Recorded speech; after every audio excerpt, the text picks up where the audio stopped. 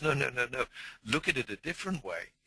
If one or two of you here in the UK will either get into the office early, or for heaven's sake, you work from home, you know, roll out of bed and get online at 5:30 or 6 o'clock in the morning, then you're going to be working with those people out there in India for a couple of hours on useful stuff before the real office day begins. And in return for that, the people out there in Bangalore, you know, a couple of them are going to be willing to stay around for 2, 3, maybe 4 hours when the working day is finished. And hey, guess what? You've got a 10, 11, 12-hour working day just by one or two people on each team showing a little bit of flexibility. And you can take it one step. Yeah. The beautiful thing about that, I know at 5:30 in the morning, 6 o'clock in the morning, there's no one that's going to interrupt me. There's no one that's going to call. I've got dedicated time. I don't have to worry about, you know, trying to multitask.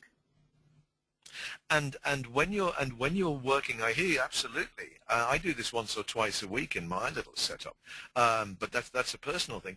But if it's one of my days for getting up at 5 o'clock in the morning, and the thing that I'm doing there is working on my little business out there in India, then the people that I'm communicating with know that I am giving them my full attention, and they can feel it.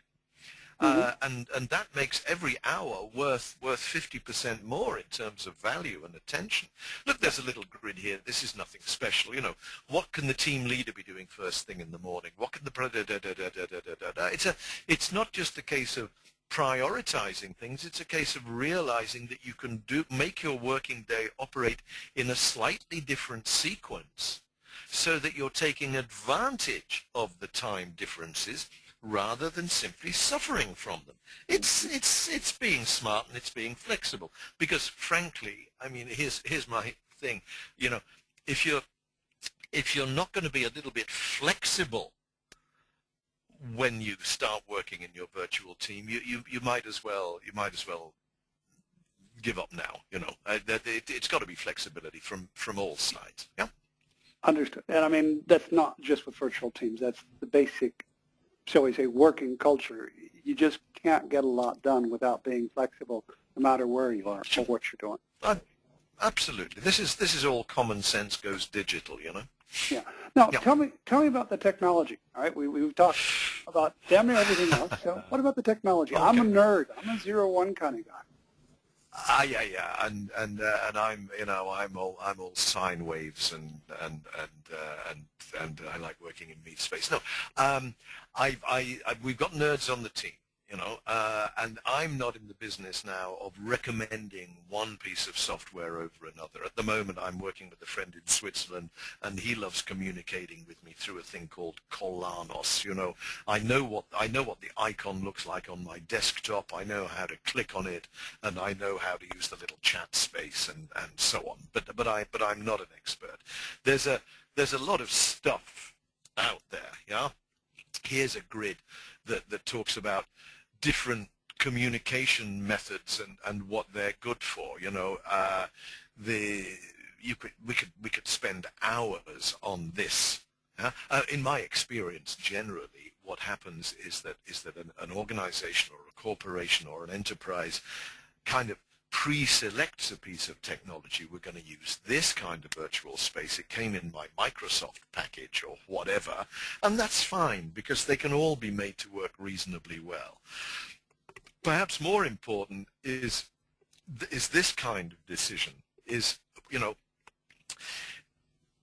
if it's about sharing information, then it's a much better idea to use one of those great digital filing cabinets in the sky that everybody can access. But don't try and make decisions by email, because it's going to take you weeks and you're still not going to be happy about it. I was up in the City of London 3-4 days ago talking with some people who were trying to hold a virtual team together, and with a little bit of gentle questioning, I discovered that one of the things that was going wrong was that that they were in a big open plan office, that the acoustics were rather bad, and so there was a kind of people didn't like it if they spoke on the telephone. They were supposed to be communicating through that screen. And so everybody had trained themselves out of the habit of just picking up the telephone sometimes and saying, hey, look, this is a slightly personal question. This is a slightly delicate matter. I thought I would telephone you for 5 minutes and talk about it.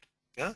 And so at the end of the meeting, they'd made a group decision that they were going to start using the telephone again sometimes.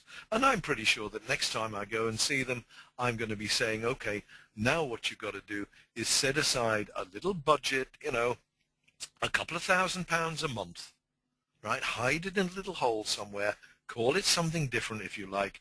But this is the little budget that says from time to time, somebody really needs, just for no real reason at all, but just to get on an aeroplane and go out there and drink some chai and sit around and schmooze and look at baby photographs and play with a frisbee and eat some food together.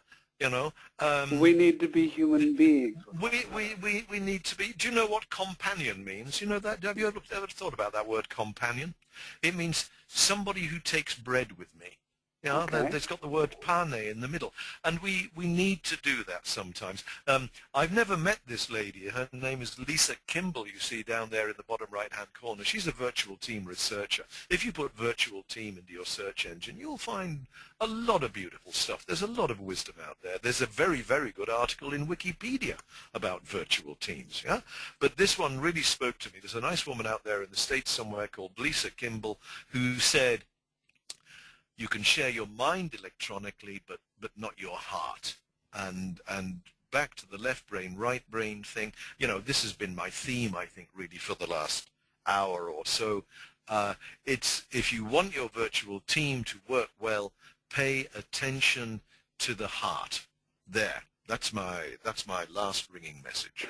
All right, because, I mean, I have to be honest, it's seldom anyone in a business setting would venture to even admit that there's a heart at play. However, when it boils down to it, it's the common denominator everywhere. Well, it's a pleasure to hear you say that. Gladly. Now, okay. We're pretty much at the end Tell of the me, session. I'm looking at the chat room. I'm not seeing any questions coming in. I don't know if you want to invite Michael and Mukul once more to throw in any questions at this stage, Edward. You've read my mind. I must have a little bit of that sine wave in me. I'm going to go ahead and unmute everyone, and hopefully there won't be too much background noise. But please, if you have questions, you're more than welcome to pose them either through the audio channel or through the chat. Everyone now is unmuted. Oh, and I see I have a nice echo. I have a nice echo.